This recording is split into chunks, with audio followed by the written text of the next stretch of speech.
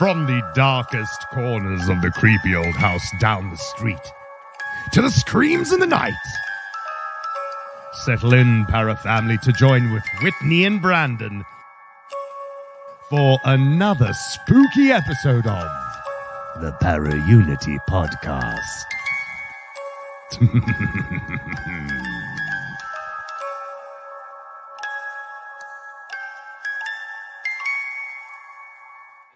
Hello.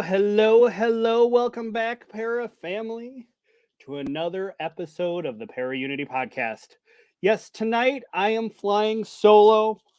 I haven't done this in a while, so hopefully if you're watching, you jump in and join me in the chat so we can ask our guests plenty of questions. Whitney is sadly under the weather, so she said she may make an appearance in the chat. So hopefully she's back and on her feet running very soon, because everybody knows she's a lot more entertaining than I am. But anyways, tonight we are traveling to the land of Leinenkugels and cheese. That's right, ladies and gentlemen, we are bringing it close to home for me and heading to Oshkosh, Wisconsin to talk to paranormal investigator, radio personality, and content creator Darin Buss, owner of Midwest Ghost Seekers. But like always, let's dive into the history of Wisconsin before we bring Darin on. So Oshkosh is the county seat of Winnebago County in Wisconsin. The city had a population of 66,816 in 2020, making it the 9th largest city in Wisconsin. Now, Oshkosh was named for the Menominee chief Oshkosh, whose name literally meant claw. So, although the fur trade attracted the first European settlers to the area as early as 1818, it never became a major player in the fur trade. The 1820s mining boom in southwest Wisconsin, along with the opening of the Erie Canal, shifted commercial activity away from the Red Fox River Valley and Green Bay. So soon after 1830, much of the trade moved west, as there had been an overtrapping in the region. So following the publicity that was caused by the Black Hawk War in 1832, there was an increased interest in settling Wisconsin by the whites from the East Coast, especially New York, Indiana, and Virginia. So by 1836, the cities of Milwaukee, Madison, Janesville, Beloit, and Fond du Lac were founded, with Madison the capital of the new territorial government, setting the stage for the economic and political importance of the southern part of the state. However, Oshkosh would continue to be one of Wisconsin's top 5 largest cities on into the 20th century. So the lumber industry became well established. Oh, excuse me. This is why I need Whitney with me. So the lumber industry became well established as businessmen took advantage of the navigable waterways to provide access to both markets and northern pineries. In 1859, arrival of the rail transportation expanded the industry's ability to meet the demands of a rapidly growing construction market. At one time, Oshkosh was known as the sawdust capital of the world due to the number of lumber mills in the city, 11 just in the city alone by 1860. So by 1870, Oshkosh had become the 3rd largest city in Wisconsin with a population of more than 12,000.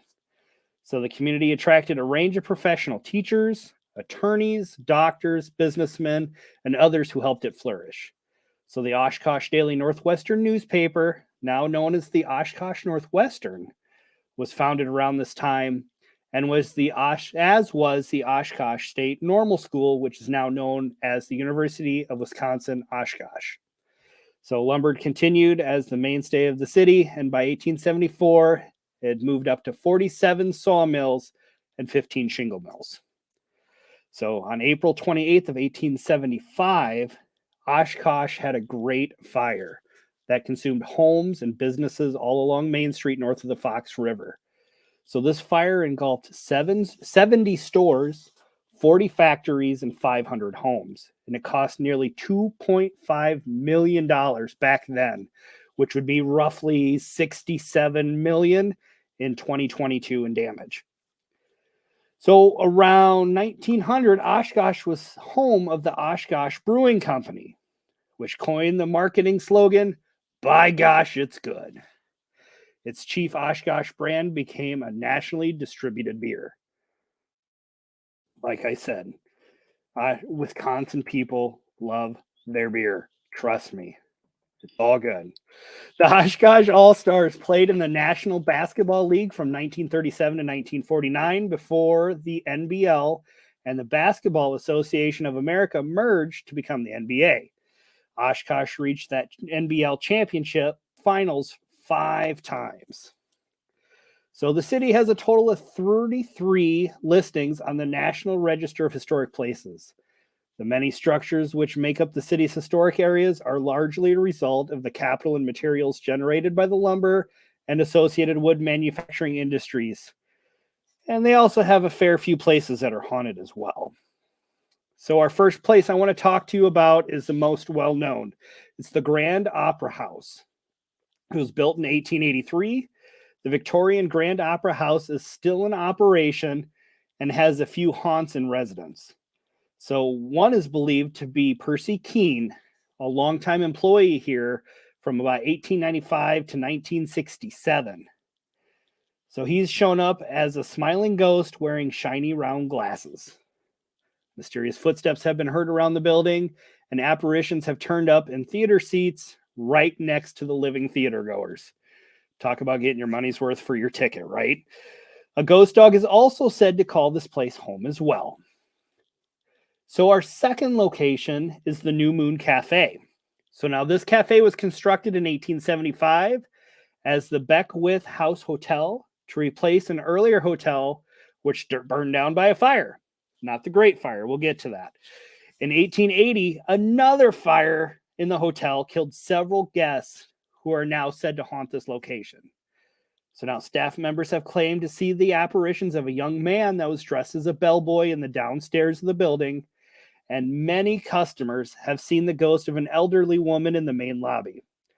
A woman by the name of Miss Page did in fact die in the building back in the 1880 fire. All right, well, our final stop that we're going to talk about here before we bring Darin on is going to be the Winnebago Mental Health Institute. So it first opened in 1873 as the Northern State Hospital for the Insane. And it is said to be haunted by the spirits of former mental patients who were subjected to various experimental medication treatments like electroshock therapy and lobotomies. So many report witnessing apparitions and shadow figures in the old hospital, hearing the sounds of disembodied voices and footsteps, or even experiencing even more frightening activity. All right, well, fellow listeners, I think it's enough of talking about just me. Let's bring our guest Darin on so he can tell us all about his team up here in Wisconsin. So Darin, come join me on the show. How are you doing tonight, my friend? Good. How you doing, Brandon? Thanks for having me on tonight. Greatly appreciate it. Absolutely. Whitney's all over the chat letting you know that she's here with us in spirit because she has Absolutely. jokes in. So, but let's kick this off right away, Darin. What got you interested in the paranormal? Oh man. Well, the shows, of course, back in 2004 when they all started. Me and my wife would watch them all the time, and I thought, well, back in 2017, it's like I looked at her, I was like, we can do this. This ain't that. It doesn't look that difficult, you know. Of course, a story doesn't go without previous things that have happened in life. I had my first paranormal experience at the age of 7. So we were up north, and my family parents were visiting with other friends, and they weren't there, but I was along with them. And I was like, okay, I'm gonna go down to the basement, play some pool, throw some darts. What a normal 7-year-old kid would do by themselves, type of deal. Absolutely. And so on the side wall, I'm just trying to paint the picture for you folks that on the side wall we had a TV that you actually had to manually turn on back in the day. So there's no remote. And in the back, there's like a gun rack and a tall coat rack, so about 20 feet away, that sort of thing. So I started playing pool, And next thing I know, the TV turns on by itself. And I'm like, okay. So I went and turned it off, unplugged it from the wall, kept on moving. But in the meantime, I thought that the lamp, or not the lamp, the coat rack was moving closer to me. So I'm like, okay, what's going on here? And we did dabble into the Ouija board stuff, not knowing what it was, what it did. At 7, you don't know. You're just a board game, right? Oh yeah. So we had no idea. So as I kept on playing, the TV came back on again. And I'm like, need I remind you, I turned it off and unplugged it from the wall, and it still came on. So I'm like, okay, so now this is freaky shit, 7 years old. I'm like, okay, I have to leave the pool table the way it was, how I started. So I try to finish up my game real quick, and I pull back the pool stick. Next thing I hit something, and right, wouldn't you know it, that coat rack was standing right next to me. That was it. Put my stuff down, ran upstairs, and I went down there by myself ever again. You completely described the exact Midwesterner's basement. Whether it's Wisconsin or Minnesota or Iowa, you got your gun rack, you got your pool table, you got your dartboard, and then those crappy old TVs that you had to turn all the dials and pray that the ears were just right, so that way it actually could get something. Right. Oh my gosh. I mean, at 7 to have 2 paranormal events at one time is unheard of.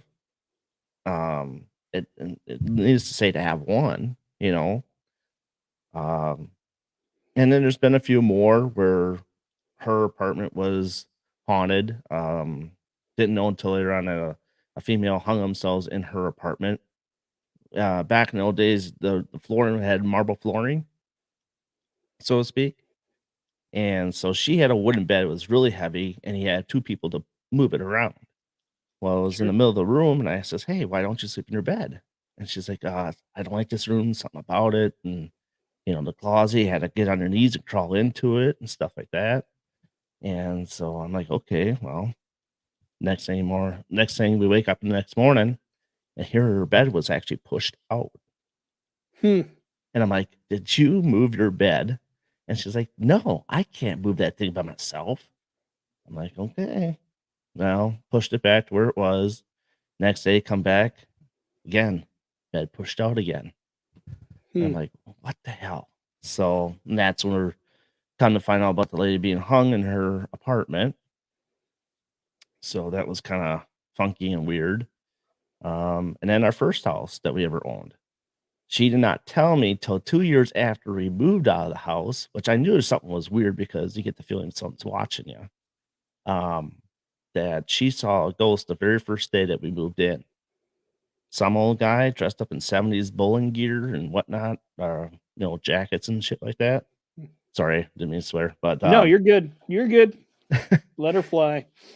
So she didn't tell me that. And like, she was always afraid to go down the basement. The upstairs is kind of weird.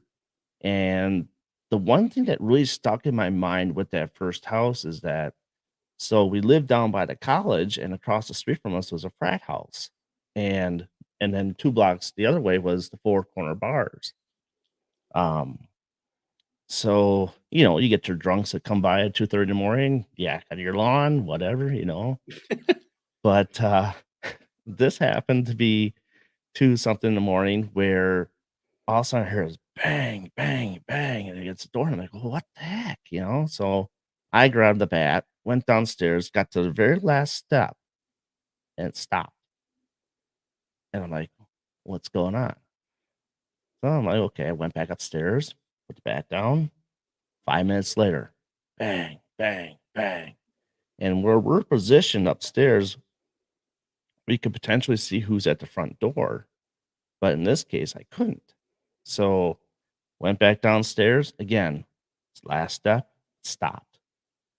So then I proceeded to keep going to the porch, open up the door and all that stuff. I'm like, nobody's there. I'm like, this is crazy. And so the next day I went outside, checked my door, which my door is metal, and I had a small little dent in my door, right in the middle of the door. I'm like, well, what the heck? So, but those are the occurrences that we've had, paranormal wise. Nothing's happened in our current house. We've had this for over 20 years. We are the first people to live here, so but That usually helps a little bit. yeah, it does. I mean, I've seen a couple orbs here and there, but those are, they come around and they just, they go. That's passing through. Oh, sure. But Sure. but yeah, as far as that goes, the show's got us going, and I'm like, like I said, I looked at her and says, we can do this. What's the attempt and start trying to do some of this stuff, because my bowling season, like was a bowler for 16 years, a little Wisconsin thing. And Yep. and so 16 years of bowling, and it kind of just started to dry up, and I'm like, this isn't fun anymore, so I need to find something else different to do. So, and it was getting expensive. So I turned to Facebook. I'm like, oh, I found some paranormal stuff, and then here I landed on these. Now, back then, Facebook Lives were just actually getting started. I think back in 2018, yeah, 2018, I believe it was. Sure. And I came across Raven Rose Paranormal with Cynthia Joyce and Roland, Oh, and Cynthia. I was right there. I was hooked. I mean, they just, I just fell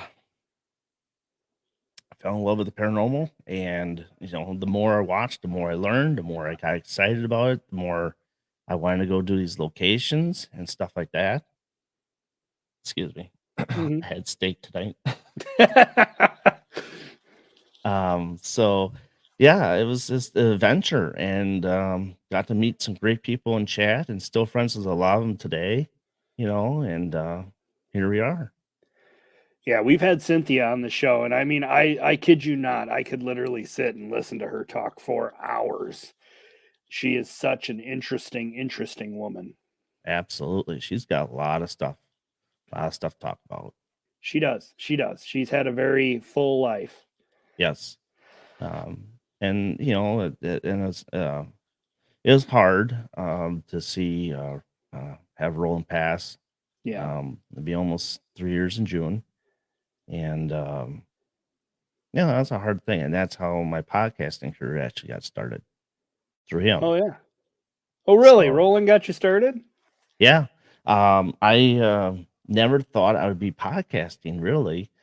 And he's like, you're always in chat. You're always asking questions, which hence I became the question guy. And I've never noticed. And it's just like one of those things is I like to ask the tough questions that people don't want to ask. Because to me, there is no dumb question in the paranormal field unless you don't ask it. It could be the simplest things, it could be the hardest things, whatever's on your mind. I think it's you're gonna learn regardless what question you ask. Oh, absolutely. So that's why I don't have a problem. It's a redundant question. I don't have a problem answering again. It's for their knowledge to learn. Sure. So, but yeah, he called me up and he's like, "Oh, which is funny. The first time I'd made a phone call, I talked to Cynthia, and I don't know if she's listening or not, but she might kill me for this one." So the first phone call, we started talking. I was telling her about all my experiences and how I feel about the paranormal stuff and whatnot, and religion and stuff like that. And all of a sudden, we started hearing kids in the background. And neither mine, they don't have any kids. And I was like, "What is that?" She was like, "Are you hearing that?" I'm like, "What is that? It sounds like a child." And she could tell the story better than I can, but it's like, yeah, she's like, "This is weird. I mean, we don't have any kids in this house. Why am I hearing kids?" So we end up hanging up and then calling back, and all of a sudden it was fine. Didn't hear any kids in the background or nothing. It's just like, what the hell? I mean, what a first phone call, Yeah, no kidding. Way to light it up. So, but yeah, he's like with the questions and stuff. I was like, hey, do you want to be part of a show with me on Facebook Live? I'm like, sure, why not? Which was the Freaky Squeaky, which we still do it from time to time. And man, talk about being nervous. I was so nervous all the time. It was just like I literally was drinking on the side as I was doing these things because I couldn't settle my nerves. Uh, but eventually, the more and more I did, the more comfortable I got. But yeah, it's like before the show, we talked for 2 hours. After the show, we talked for 2 hours. Got prepped and all that stuff. Is because his big thing was okay, you got to have all your facts in order and your sources and stuff like that because he is always so worried that whatever topic we talked about, if something wasn't right, we might get sued for it. So that was a thing. And so it was prepping, and making sure I had my stuff. There's like a day before the show, we actually run a show course and see how I did. And he's like, "Oh, that was great. Can you do that tomorrow night?" Okay, let's try. Of course, I was different. He's like, "What happened?" Well, you got the better version of me the night before. Yeah. You I've know? I've noticed that too. We had an episode not too long ago that it was an amazing episode. It turned out like absolutely perfect. And somehow I didn't record any of it. Oh no. I forgot it. It was still when it was before we were doing the lives and we were actually like pre-recording. And I somehow managed to screw up and not record like any of the show. And the show was like an hour and a half long. Ooh, And, you'll actually see some of the guests that we had on that, I'm sure, pop into the chat here a little bit later. sure. But so we had to reschedule like a couple nights later. And yeah, Whitney remembers that. And yeah, it was still an amazing episode, but it just wasn't the same. Like I had some great one-liners I had thrown right out in there. It was like I was on point at the next time. I was so worried about making sure I recorded it. I was just awful. I mean, that's just it. I mean, you get in the flow of things and you just kind of forget what's going on. And I do Sure. the same thing. It's like I get in the flow of investigating and it's like, damn it, I didn't have my recorder going. What the hell? It was a good session. Yep. Yep. And so, Exactly. I mean, that was just, I don't know, but with him, it was it was a magical thing because we connected. We do the good cop, bad cop type deal. We were trying to figure out how to shift gears a little bit. And I miss having him around because just I miss the discussions we would have, and test different things. And, you know, it's just one of the things I really miss having him around. So, um, but in with the shows, Shay Carroll was in the chat line a lot. So we developed a good friendship over to chat and stuff like that. And and then with Ashley Storm, I would be on her show every once in a while, in the chat area.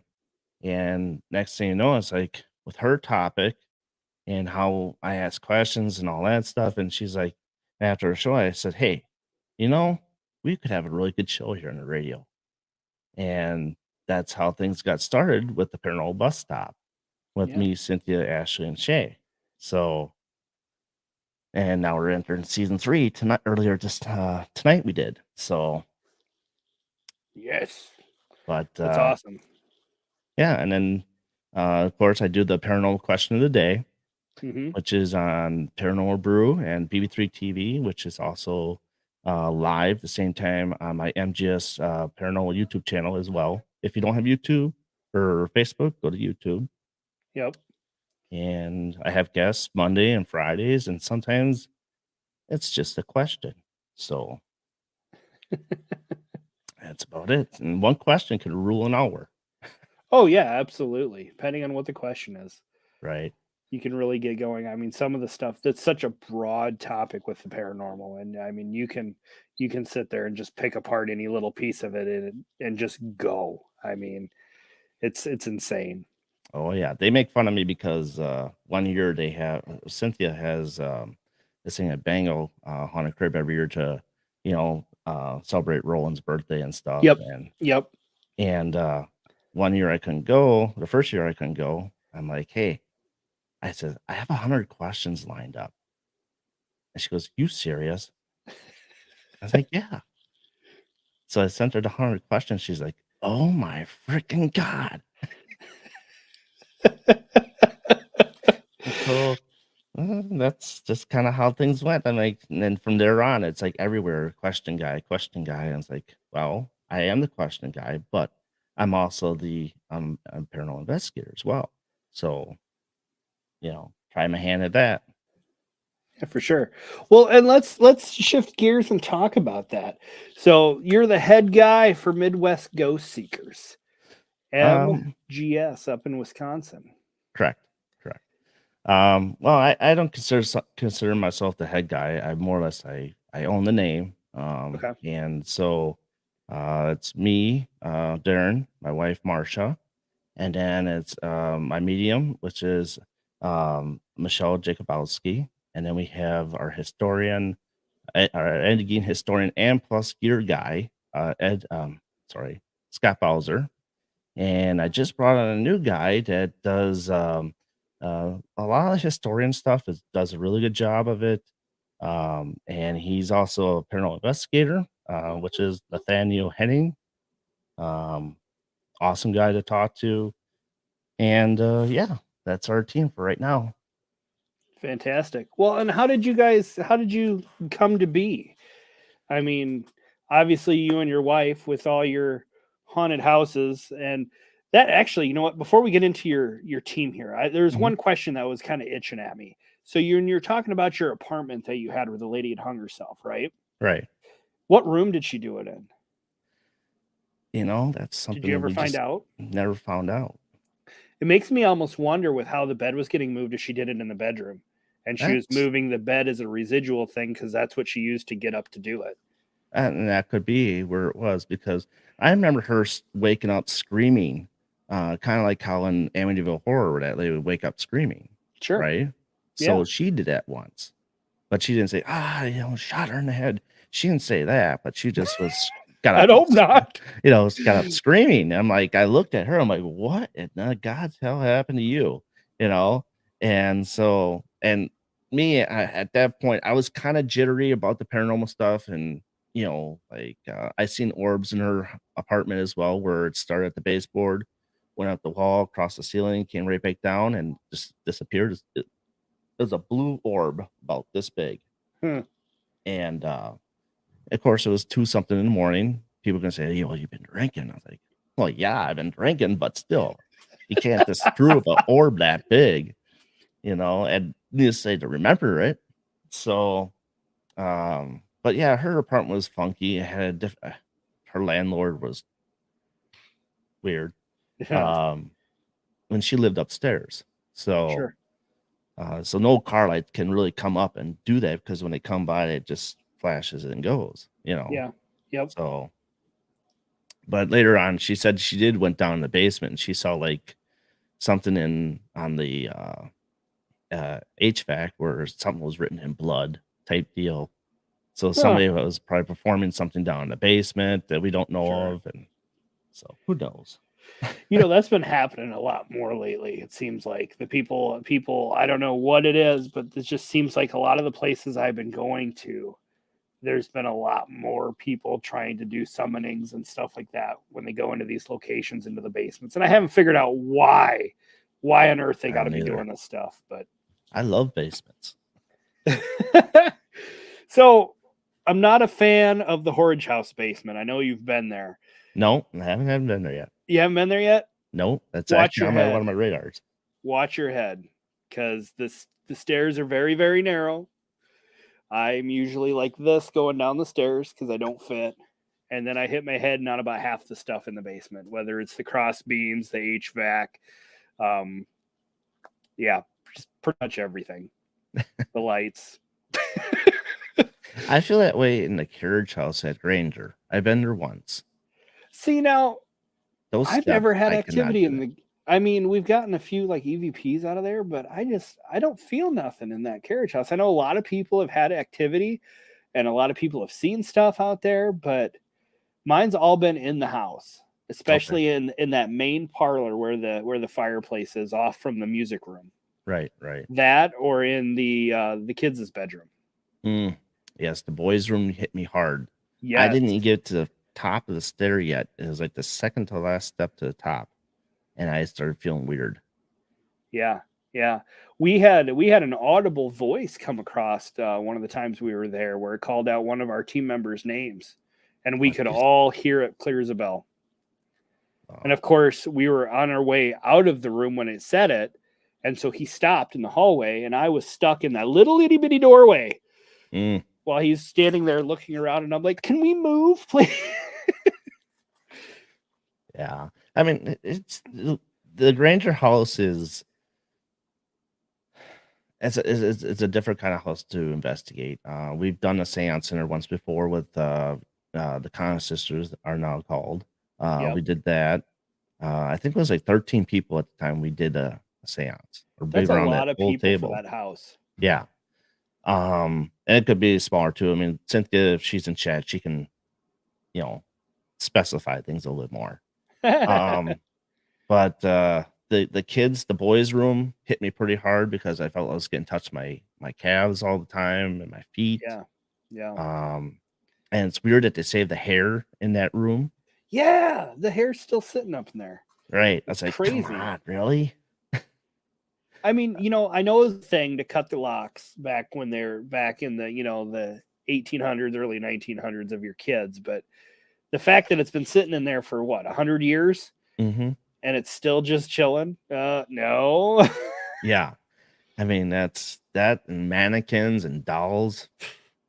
Yes. Punt the dolls and mannequins and burn them So if you can. if any of my team is on, and Whitney, you're welcome because this will be lovely fuel for you. The last time we were there, I mean, I've been there a fair few times now, and I know those mannequins are there. They're always in the same places. There's one on the kids' bed in the boys' room. There's the male in the master bedroom that's right by the wash table. The woman's in the other corner, Mhm. and then the girl is on the bed in the girls' room, right? Right. I But know where they actually, I saw some people get some K2 hits on her. on the girl. Mm-hmm. Oh, that wouldn't surprise me. That one's creepy. Mm-hmm. But for some reason, the last time when we went, I walked into the boys' room and completely forgot that stupid mannequin was there. And they could hear me outside of the house in the driveway screaming because it scared the ever living shit out of me walking in there. And I knew it was there. And it's still, I turned it, and they're so lifelike and they're in the Oh yeah. period clothes and they're just sitting there staring at you because they suck. And yeah. Yeah, I screamed pretty damn loud. And you're welcome, Whitney, because I know you're gonna constantly remind me of this. Yeah, I hate all of it. We got them at the museum as well. So But there is something crazy about Wisconsin though, because when I was up there, oh god, it's been probably 4 or 5 years ago that I was up there when this happened. Well, maybe not that long. It would have been, oh god, maybe it was. Anyways, I was trying to we did a para unity panel. I think it was like in the first season, maybe partway into the second season. And I had teams from all over the country that we were doing this phone call, and we were all on Skype at the time because that's what I was using to record everybody. And we were sitting there talking, and the sound kept like kind of distorting out, and like mhm. these people's voices, like this man and this woman, kept sitting there like sounding like they were arguing and fighting, a man and a woman. Jeez. And we couldn't figure out where the voices were coming from because I was in a hotel room and it was quiet. Like it was actually really quiet for a hotel room. And everybody was in their prospective houses in Michigan, Colorado, and the other places where we had these people from. And literally out of nowhere, the voices stopped, and it almost sounded like the white noise static from like the old TVs, like you were talking about Mhm. earlier. And this deep growl came across, and just it growled so loud, like literally we were, we had our phones and stuff that we were using, and you were holding it away from you like this, and you could still hear it clear as a bell. And then the connection stopped. It just dropped everybody, and we couldn't get reconnected. We ended up having to switch over and talk and like reschedule. So it was absolutely insane. And Wisconsin does that, between that and your Bray Beast, everything else you got going on up there. Yeah. A lot of stuff. Oh, absolutely. Well, like I said, I'm getting us way off topic. So let's get back and talk about your team a little bit more. Yeah, so the team, so me and Marsha, like I said, we formed a team back in March of 2020, which Rome let it out of the bag in the show. So there's no going back from there. But you know, I'm glad he did, because I'd never be where I am today with it. So Oh, sure. Back in 20, trying to figure what was the first time. Well, We Are Paranormal, okay, was I got to be friends with We Are Paranormal, and since they have now disbanded, but they brought me to the Washoe County Historical Museum in Watoma, Wisconsin. Sure. And so it's like, this museum is haunted. It has lots of ghosts and spirits in there. Two that are very notable that I'll let you kind of figure that out when you get there at some point, because I don't like to promote infamous killers and stuff. So, Sure. But is it the one that you and I were talking about the other night? Correct. Okay. Correct. I just don't like to promote him as heavy, because there are other spirits in the building that I think deserve as much attention as they get. Sure. So, and you know, and then also too, it's, some people may not believe that they're there. So, it's one of those things you got to come in and find out for yourself type deal if they actually are there. Mhm. So anyhow, that has like a 2-part jail, like an upstairs and downstairs, and it has a house side of things, where the Warren and sheriff would all live, type deal. And so Lori Rovney is, if she's in chat or not, but she can, like I said, she can explain the story a lot better than I can. She's the curator of the place, and so we happened to do an investigation there, and me and Marsha are just having a good time. The first time I was there, we went up to the attic, and as we were going downstairs, my kid was already out in the hall where the schoolhouse and the children's room is, and me and my wife were coming down the attic, and the door's shut in front of us. And like, we opened it up, and my daughter's like, hey, this door just shut. It just shut. I mean, I had nothing to do with it. It just shut. It's like, okay, good first experience, you know? And so, I mean, the place is really crazy, with child spirits, um, Ed Gein and his mother and stuff like that. We have Carl, which he hung himself in Ed's cell at the point in time. And then we have a German soldier that is upstairs that likes to push women downstairs. So that's the kind of spirits that we have. We have a doctor spirit as well, sheriff spirit that likes to hush the kids upstairs, type of deal. So that's the spiel. So, but incidentally, one day we had Scott Bowser there, and he wanted to do an investigation and stuff. And I was like, sure, let's do that. And then all of a sudden, you know, we just became really good friends, and he likes to get up and going and investigate. And he's also the writer of 2 Ed Gein books. So, look, and those books are actually available on Amazon and at the museum. And so yeah, we got to be really good friends. And I said, hey, let's add Scott to the team. I think he's he's from Wisconsin Rapids, and he's a good fit. And with a historian behind him with Ed and all that stuff, it's really helps.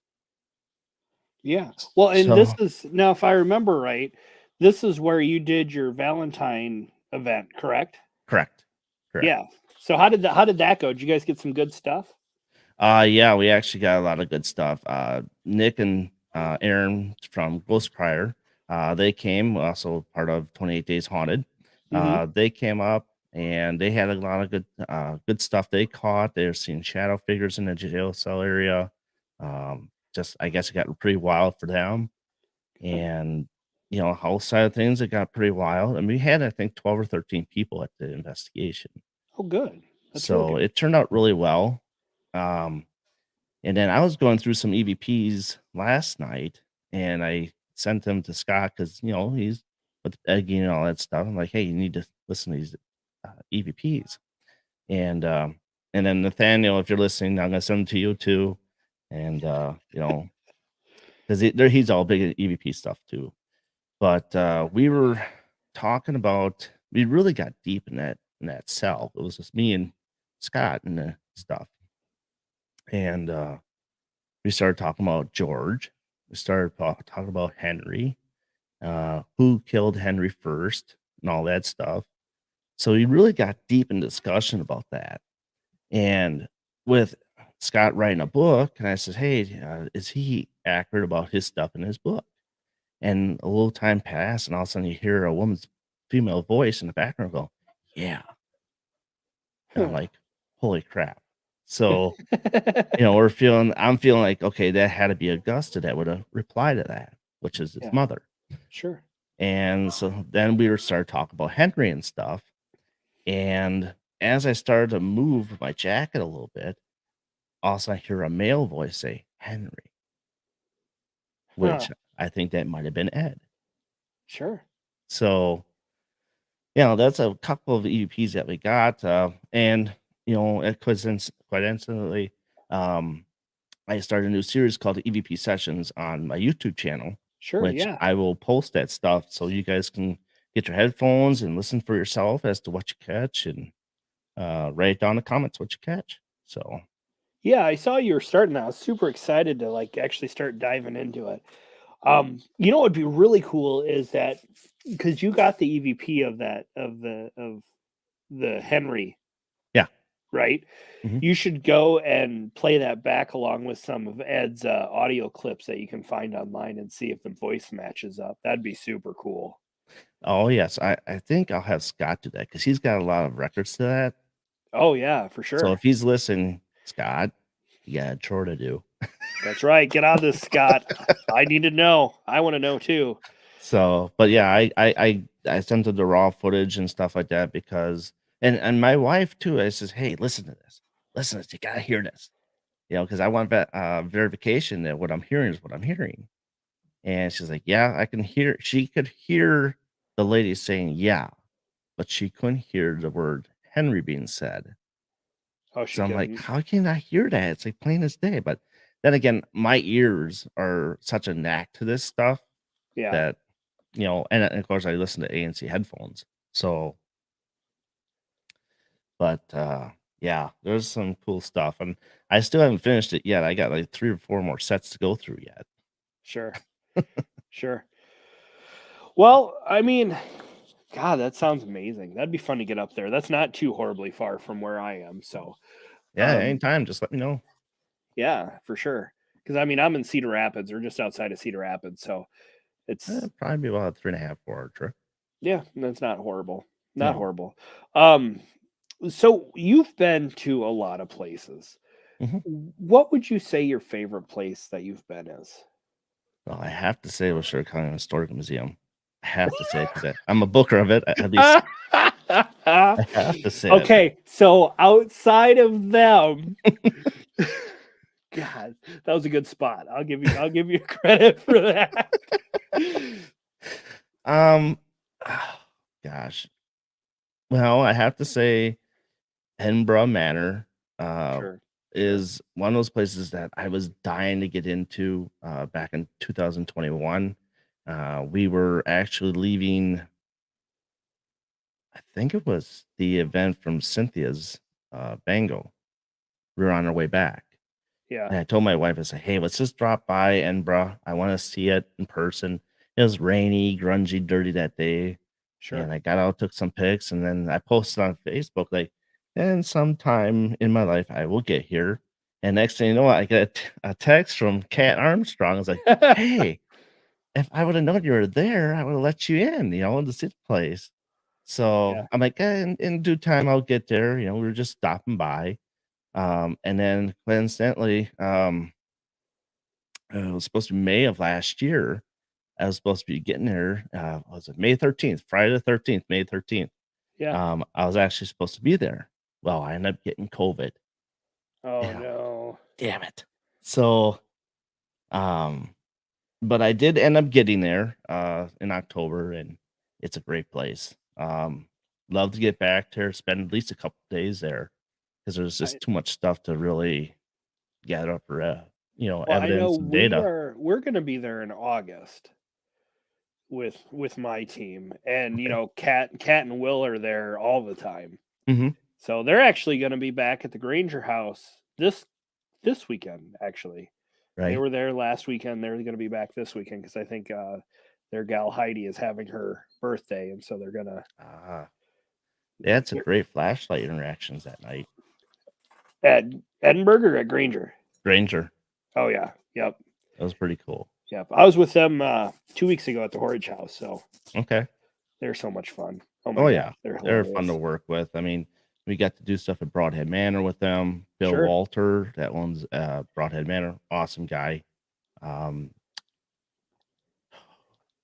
man, thinking about Broadhead, Edinburgh, Malvern Manor, um, man, those are my top three right now. I gotta say, I love them all, along with the museum. Um, it's just Broadhead Manor has a lot of stuff. Yeah, yeah. It really does. It really does. There's a lot to unpack there. Hmm. And what's nice is you can stay there and sleep. He's got sleeping quarters. Not to mention, it's a haunt. I mean, you're gonna have places like Bango. Bango is a haunt, but Hmm. it is actually haunted too. So I'd love to investigate Bango. Um, but Malvern was. I've always talked about getting to Malvern, and Mm. Malvern was like, oh man, how am I gonna get there? I mean, I don't drive on the highway and all this stuff, so I have to like hitchhike my way there. But it all worked out, and we got there. They pulled some pranks on me there. Um, actually, the paranormal task was that I was supposed to spend the night up in the attic, and Oh, jeez, so they just it was kind of hotter than breaking hell. you in hard.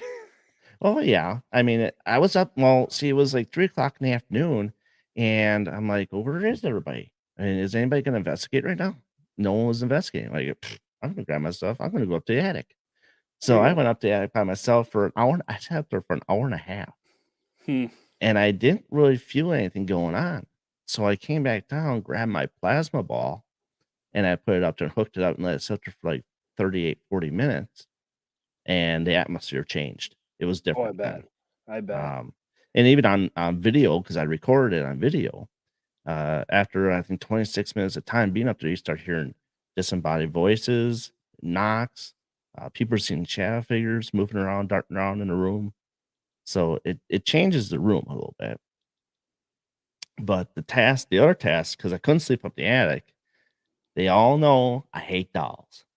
So so this room that was open down the hall, let's see, right across from the nurse's spot, there's Hmm. that one room, and they had all lined up with 40 freaking dolls in there. I know what room you're talking about too. And that room, I mean, it's kind of creepy on its own. Uh-huh. I can't even imagine with that many dolls in there. I'd probably just leave. Well, they had all stood up and they had a chair in a corner, and it's like, okay, well, you get a radio, but you can't have your light on. I'm like, come on, you serious? So then I put my REM pod in the center of the room, and so I was using a radio, and she's like, if you get scared, it's okay, you can run out, you'll be fine. And it was like all of us again that like REP Paranormal, Raven Rose. Um, let's see, Leslie and John, her husband and stuff. So Yeah. if I'm missing people, I'm sorry. And so they sent me in this room. I'm like, all right, whatever. It's like, and the key is, she's like, you cannot punt my dolls. I'm like, okay, fine. I sit in this chair, turn on the radio. I was like talking to us, like they couldn't hear me on the radio at all. I'm like, are you serious? I was like, no, something went wrong with the radio while you were in there, and something was messing with it because we could not hear you at all. I'm like, okay, but every time what I noticed was I turn on the radio, and then all of a sudden I see the REM pod go off. I'm like, holy shit, I got something, you know? It's like, and like playing with the walkie-talkie, and like, oh, it's a walkie-talkie. So I'm like, damn it. But I mean, it's like I could hear the crickets pretty good. But on the sidewall, I did happen to see a shadow person going up and down that side wall. So I'm Sure. like, okay, I can handle this. I mean, an investigator, not gonna get up and run and scream and say, dude, run, you know. Yeah. But I also kept on looking up at it, like, what is that? I'm like, it's like they kept on telling me, it's like you had a ball of light above your head. Hmm. And I just didn't know what was going on. But of course, I got out because Kim came and grabbed me and it's like, hey, you know, your time is up. It's like, well, it's 58 minutes or 52 minutes. I can make it an hour in here. Yep. Time's up. I said, okay. I get out and all of a sudden I see in the corner down the end of the Shadow Man hallway by the bathroom, the very last bathroom down there. Yep. And all of a sudden I hear this thing moving on the floor. I'm like, what the fuck is that? I'm like, I'm not gonna play into it. All of a sudden, it's just, I'm like, what the hell? I'm like, okay, I'm done. I walked away, and then she came to down the hallway, and I put my fist down lightly. I was like, okay, I know it's you. It was Allison dressed up in a suit and a black mantis suit or whatever. This, oh Oh my man. God. I was like, ah, you guys, come on. But it was, you know, other than that, it was, you know, it did freak me out. I'm not gonna lie, it Oh did yeah. freak me out. But I really haven't gotten any much else out there, really. Um, there's just It's a lot of stuff to go over. Malvern's very hit or miss. I It, mean, it's you can't tell if they're what you're gonna get when you go there. And I mean, it's tough because for a lot of people that go and investigate it, you know, they're driving across the state to get to mhm. it. And you know, I mean, obviously you can't control what you're gonna get there, but Oh yeah, it's I okay, and people are gonna hate me for this, I'm sure, which so, you know, bring on the hate messages. I I don't think it's worth it to make the trip just for that personally. Personally, I know lots of people have gotten some great stuff out of it. I look at it as doing it as if you're gonna go out there, include it if you're gonna hit like Villisca and like the Squirrel Cage Jail, mhm. and make it the little trifecta over there because they're A they're all week out of within it. they're all within what a half hour of each other Mhm. at most. So I mean, you can hit all three of those in a weekend, and Yeah. I mean that's what and that's me. And like I said, people are gonna hate me for that, and that's fine. That's why we have Well, Whitney. That's why we have Whitney on the show, so everybody can hate me and love her. see, I take that, but the thing is it's that's with every location though. Sure, I mean, the thing is you never know what you're gonna get, what you walk into, because you don't know about the paranormal people that have been there beforehand, the groups beforehand. So they leave their imprints uh there. So then basically you're just walking right into what they left open. sure, So if they investigate really hardcore and get everything they wanted from the building, they drain the building. Well, yeah, then you're probably not get nothing the next day. sure, Um, that's just the way how I take it. Any place to me is worth it to go to because I just love investigating locations. Period. I sure, mean, it's whatever you can get out. If you don't get anything visually, but you got your recorders going, you're gonna might get something audibly out of it. hmm So that's the way I say like Valentine's investigations. Like, oh man, I just feel like I'm not getting anything. And I'll say, well, hence, if we don't get anything, the digital voice recorder could tell us a whole different kind of story. Mm-hmm. Very So, true. and that's the way how I leave it. So, and I got too much gear, and I need to start selling stuff. I maybe find we myself using the maybe we same could stuff all the time. maybe we can trade sometime. There Well, you go. and that's a good segue too. What equipment do you normally use? Like, what's your favorite? What's your go-to? Recorder is number one. Sure. Everybody likes the task cam. I started out with the task cam. I found out I'm getting too much interference with it, Mm-hmm. that it's really wrecking the EVP sessions that I have. Sure. So I decided to move over to a Philips recorder. They Sure. are the what are they called? Can't think of it now. Well, anyway, they have 3 microphones. So you got 2 on the end, and then you got the Mm-hmm. third one right up in the middle. Yep. So you get the 360 trifect of the recorder. And I love my Philips. It's a DVT 4110 if you want to look it up.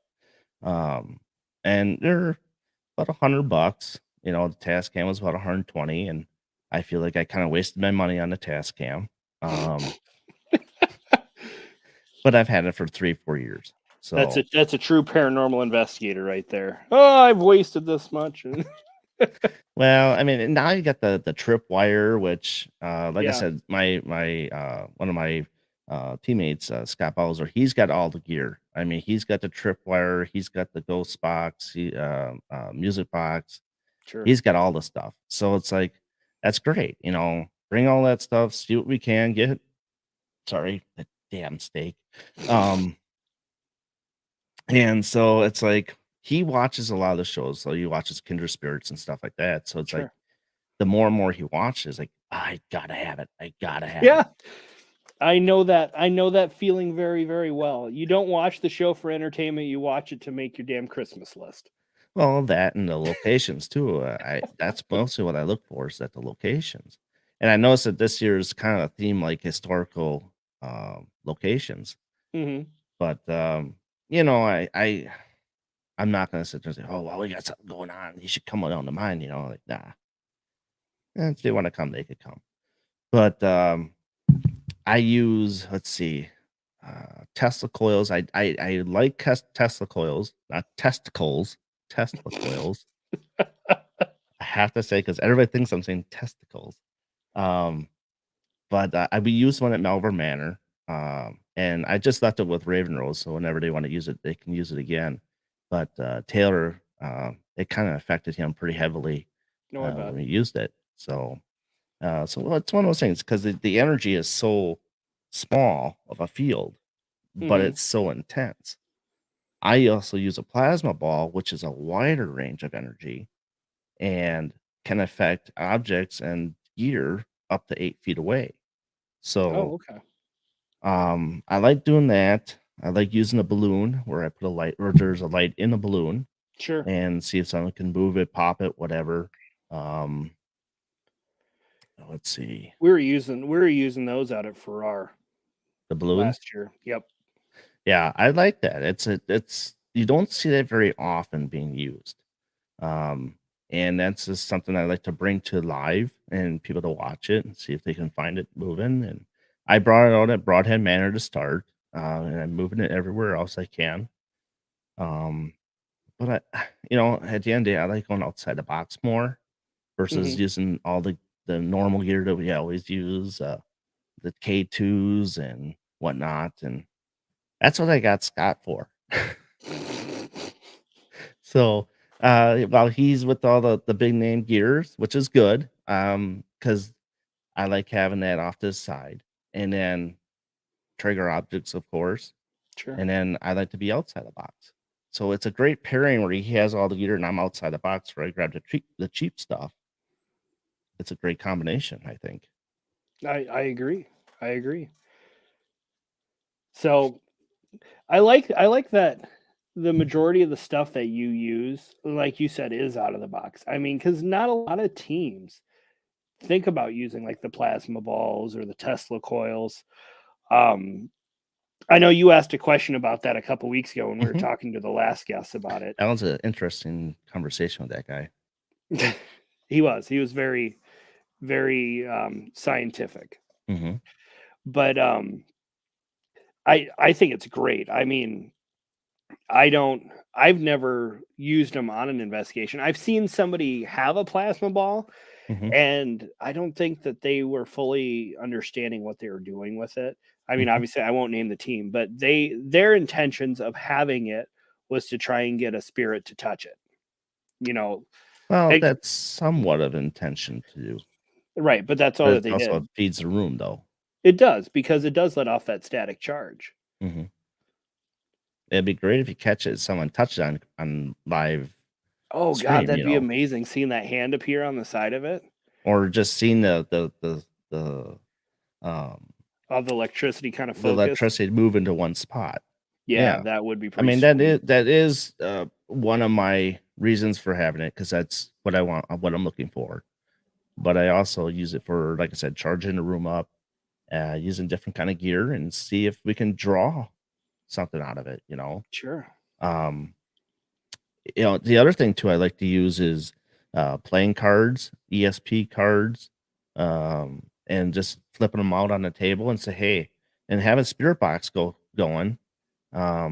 Hey, well, do you see what I have on the table? Can you tell me what I have on the table? Sure.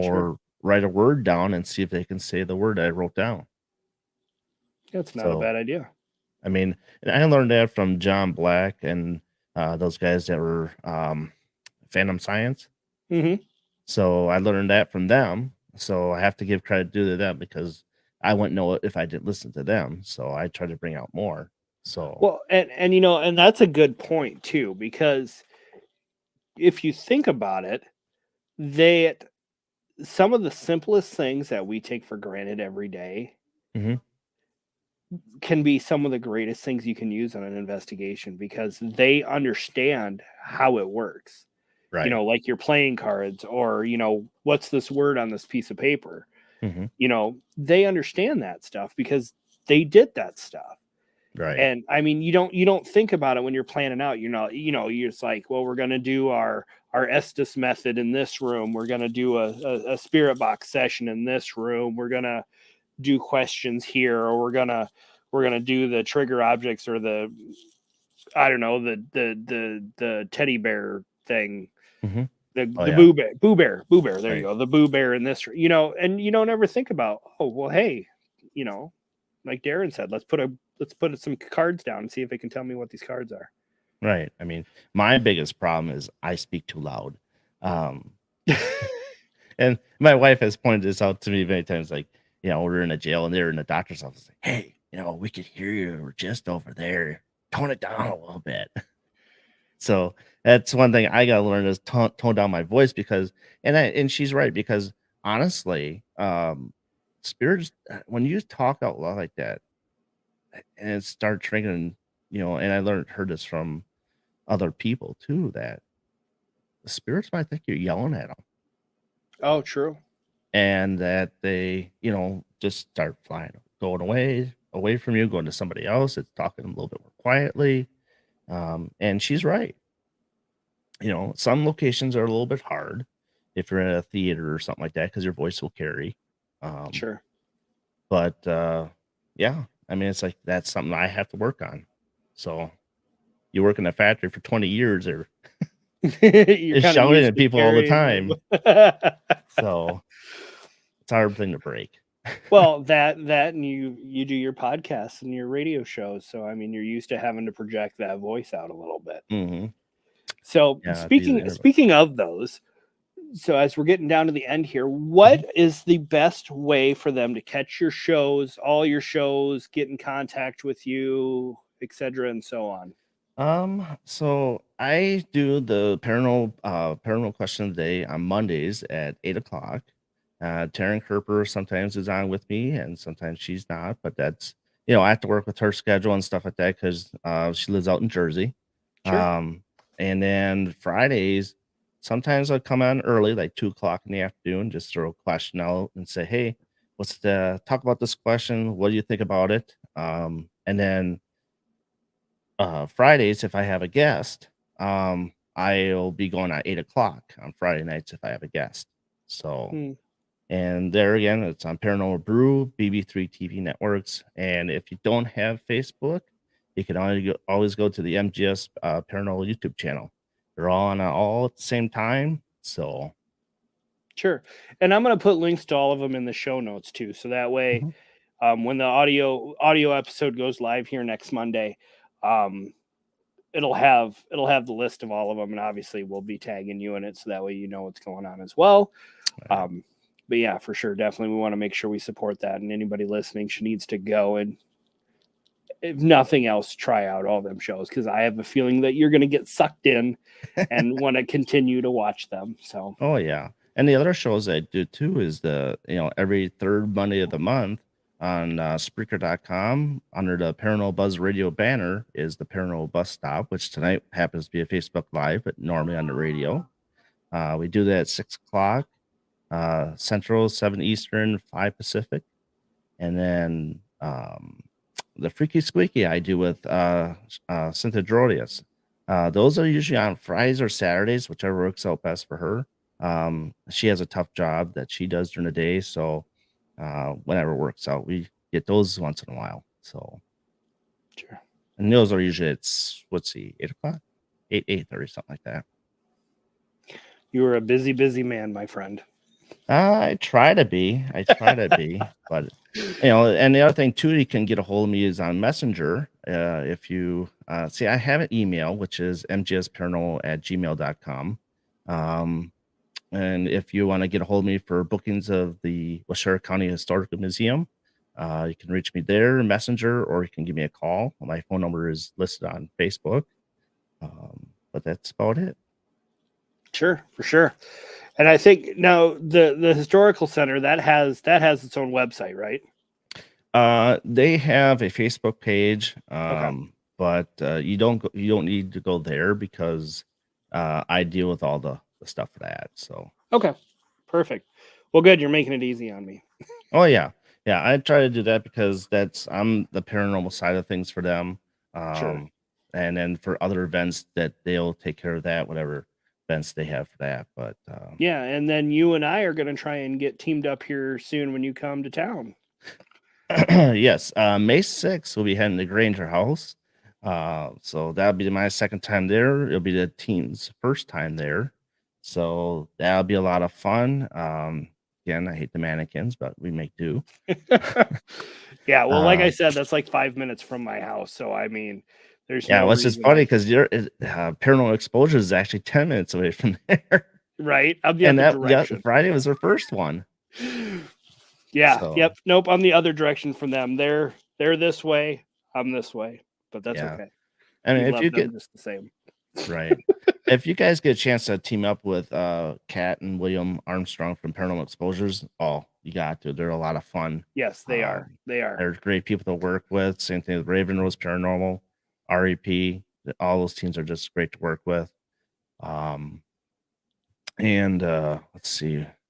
April 22nd is Broadhead Manor's Paracon going on. So there's that. June 3rd, we'll be investigating Broadhead Manor. And July 22nd, we'll be at the Canterbury House and Farm.